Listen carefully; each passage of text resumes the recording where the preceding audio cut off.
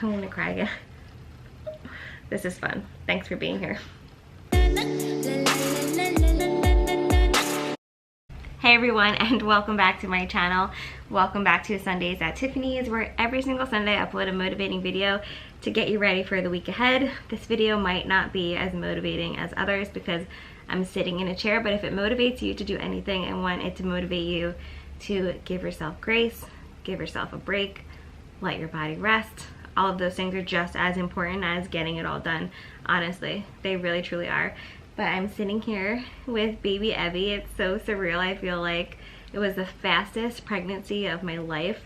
It was our last pregnancy, and yes, 4 is good. I've always wanted a big family, being that I'm one of 7 children, but 4 is good. Are you playing with my hair? So if you missed my birth vlog, it is live.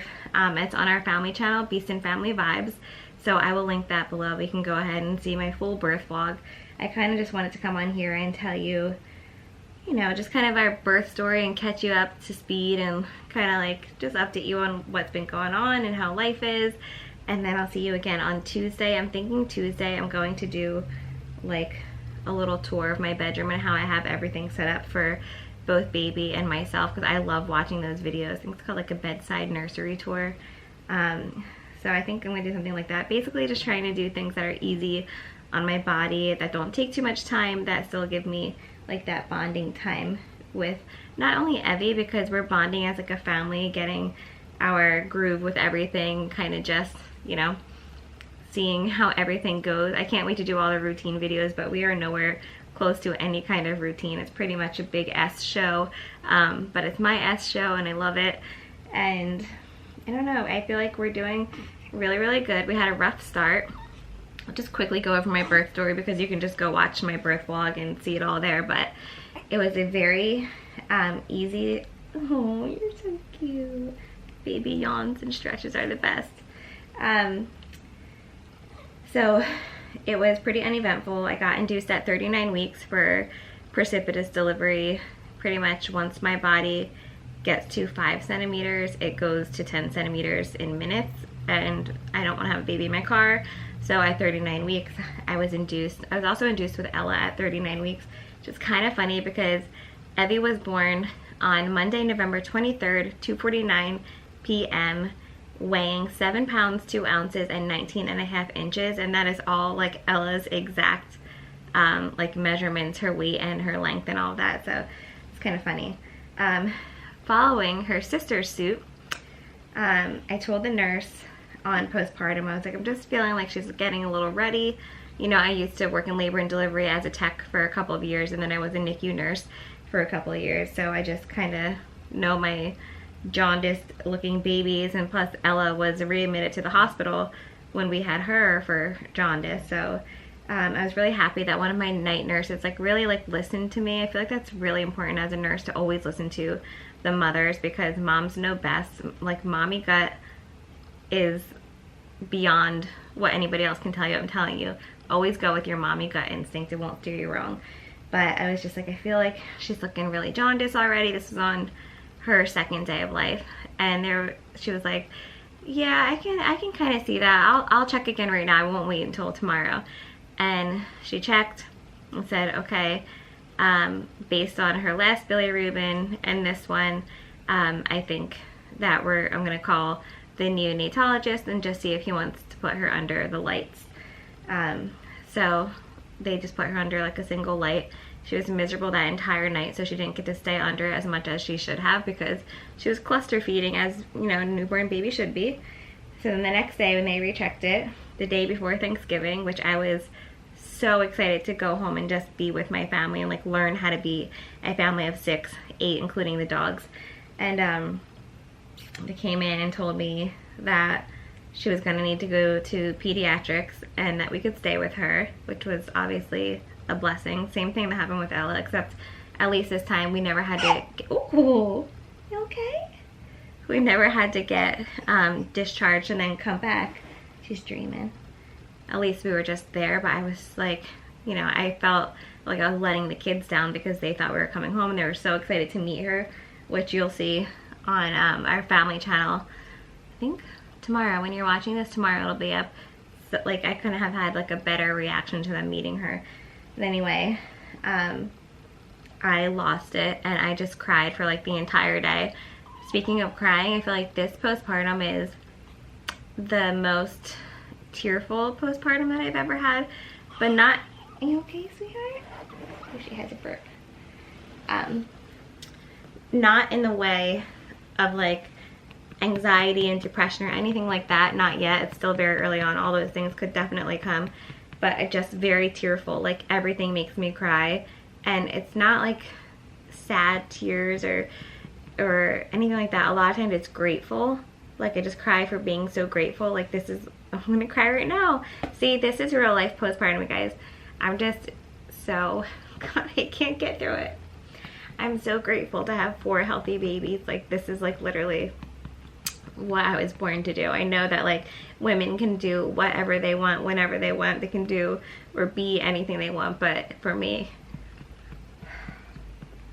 sorry guys, for me, like I've always wanted to be a mom. Like that's just, my parents got divorced when I was 2, and then when I was like about 6 years old, my mom got remarried. I was always the youngest of my mom and dad's first 4, and then I have a half brother and half sister, but I was around 8 years old when my mom had my little brother and little sister, so I was always just like the mother hen and always taking care of them. And I don't know, it's just something I've always wanted, to just have my own family, make my own traditions, be a mom, be a homemaker. Like that's just some people, that is their goal. And then I get to be creative on top of that and make my YouTube videos, and it's just like such a blessing.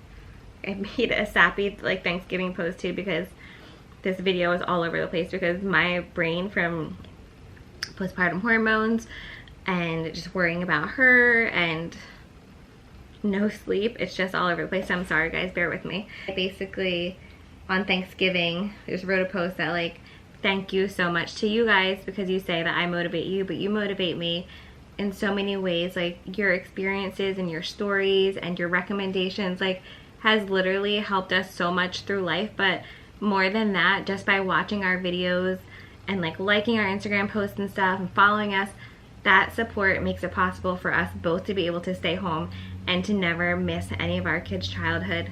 When I was a NICU nurse, I remember like pumping nonstop and just being newly postpartum with Carter, and I had to go back at 8 weeks and worked 3 12-hour shifts overnight. And I remember just crying to Chris saying like, I feel like I'm missing his entire childhood. Like I just feel like he's growing so fast in front of me, and I don't get to like experience it, because when I'm home with him, I'm delirious from like my schedule being upside down. So just to be able to be home with our family and make a living this way is such an amazing blessing. Like I don't have to worry about running back to work postpartum, and now even my husband gets to stay home with me. Like this is my first postpartum experience where I've had help from Chris, like a lot of help, because he never got paternity leave or anything. He always had to like, he'd be home with me for like 2 days and then he had to go back. So it's really, I don't think I would have been able to have a 4th without that, to be completely honest. But yeah, I'm just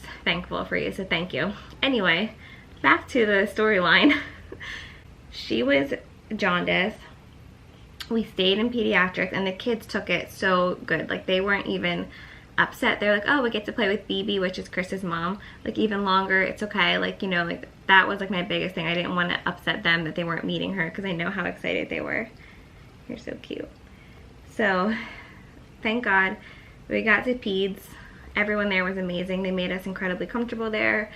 I did have to start pumping on day 2 of her life, because when your baby's jaundice, you want to like give them as much milk as you can, whether that's formula or breast milk, whatever, because the way that they excrete bilirubin is through their pee and their poop. So you want to make sure they're getting volume. You know, it's kind of hard to tell how much they're getting at the breast. So here I am again, blessed with this giant oversupply of milk. Somebody reached out to me on Instagram and sent me, I guess it's like a foundation, and it's like, it's like you can donate milk to babies in need. but you also kind of like get to know what baby that you're sending the milk to and like all of that, so it's really nice. And I'm really grateful again for you guys, because I feel like I learned so much from you guys, and I would have never known about this foundation without it. I've only ever gone to the Facebook group. It's called Humans for Human Milk, and you can donate there, and you can also, if you're looking for milk, that's where you would go to look, and I think they have it like for each state. So anyway, that's that. She was on triple light therapy through the night. It was very hard because I knew that if I didn't like keep her under there, like if I kept picking her up to nurse her every 2 minutes, then she wouldn't be able to go home for Thanksgiving Day. So I did my best. It was so challenging. I still like did skin to skin with her like here and there after her feedings, but like always like just wanted to snuggle her but couldn't because I had to put her back under the lights. And I just, you know, I just give all of you so much credit that don't even get to like hold your babies for months and all of that. Like that's just what like I always think about in all of these situations. Like we are so blessed even on our hard days. Like somebody always has it worse for you, but that doesn't mean it's easier. But it made me even more grateful for our like every hour and 50-minute feedings that she's been doing at night. Like I'm just like, it's okay, like yes, I'm happy you're eating, I'm happy I can hold you, you know. So we had a visiting nurse come out yesterday and they checked her levels and they were great. We have a pediatrician appointment on Monday to like check her levels and her weight again, but she still looks a little jaundiced to me. I put her like in the sunlight today, you know, kind of breaks down the bilirubin to get out of her system, but they said her levels were good. I'm doing everything I can. I'm pumping, I'm nursing her. She's getting like 1 bottle at night that Chris can feed her, which is really nice, and then the rest of the stuff I'm going to donate. So I'm just grateful that she's gaining weight. Her levels are going down, but you can see she's still like a little yellow looking here. Ooh, big stretch. My last video that I put up is a video of freezer meals and lactation cookies, and those freezer meals are coming in clutch right now. We had the lasagna already. On Thanksgiving Day, when we came home, Chris still took the older kids, Carter, Tanner, and Ella, to my sister who lives around the block, 15 minutes away, to have Thanksgiving dinner with my mom and my stepdad. So like at least they still have like that kind of normalcy. We have been seeing them throughout all of this, so we haven't, you know, we're not like having like this big family feast or anything, but we have been seeing, and we made a pact to still see our parents and our siblings throughout all of this, you know, as long as everybody's healthy with no fevers and all that kind of stuff.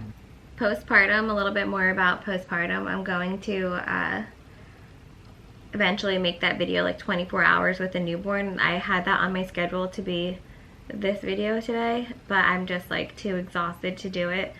I did like try to get clips in the hospital of just like real life of everything that's going on. I'm having a hard time walking still. My actual birth experience, like I said, was amazing. The epidural was great, the laboring process was great, but when I had to push, like I said, I went from like 4 to 10 within minutes, and I couldn't push because my doctor was in another delivery, so they're literally like, just try to breathe through it, and I'm like, I can't, like it hurts so bad. Like do you know what it's like to hold an entire human being inside of your...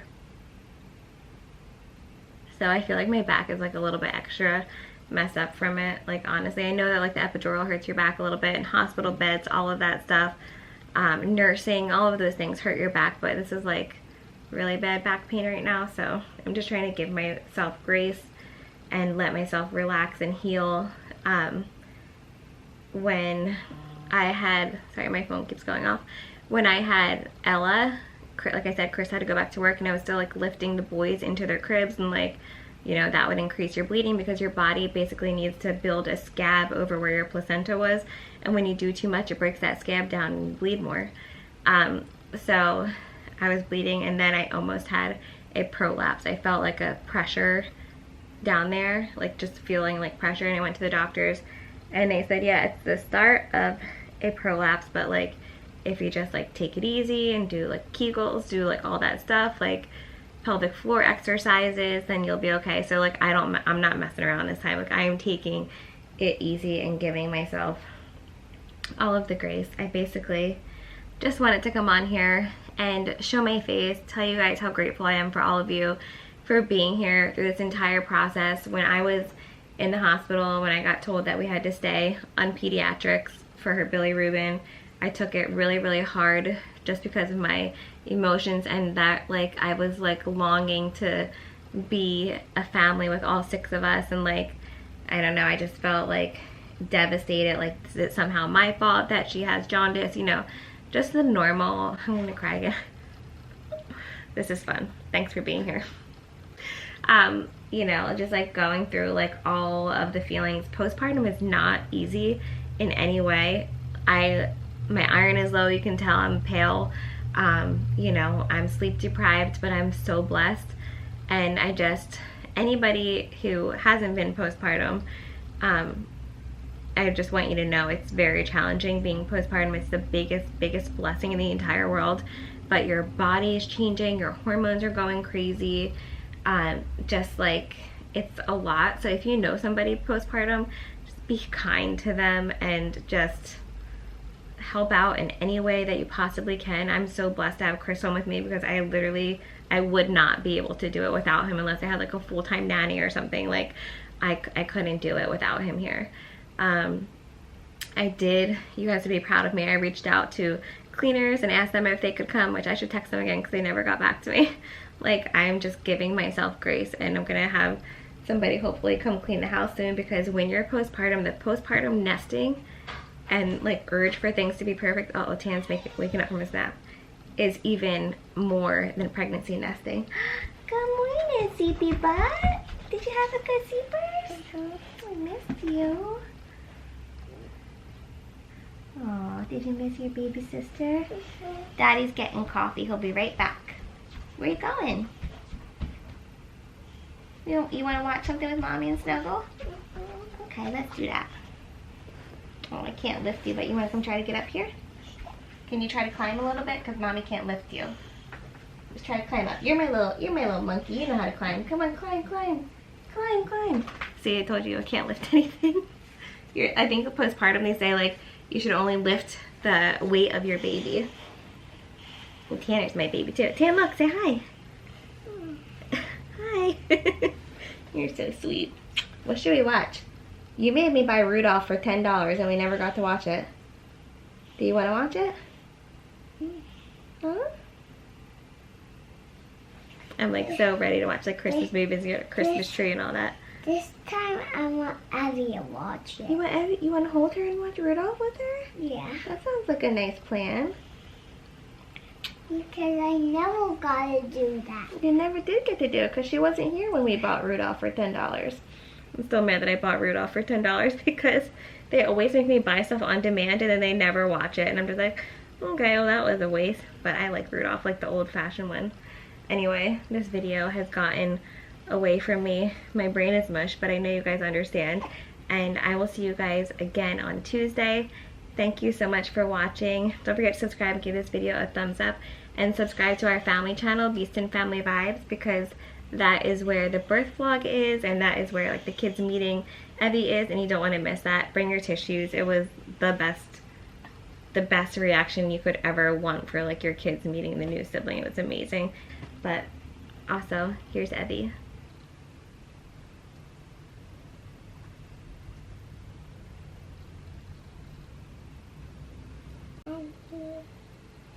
Is she your bestie? Mommy, she looks so cute when she comes out of your belly. She even looked like a doll. Like a doll? Yeah. Oh.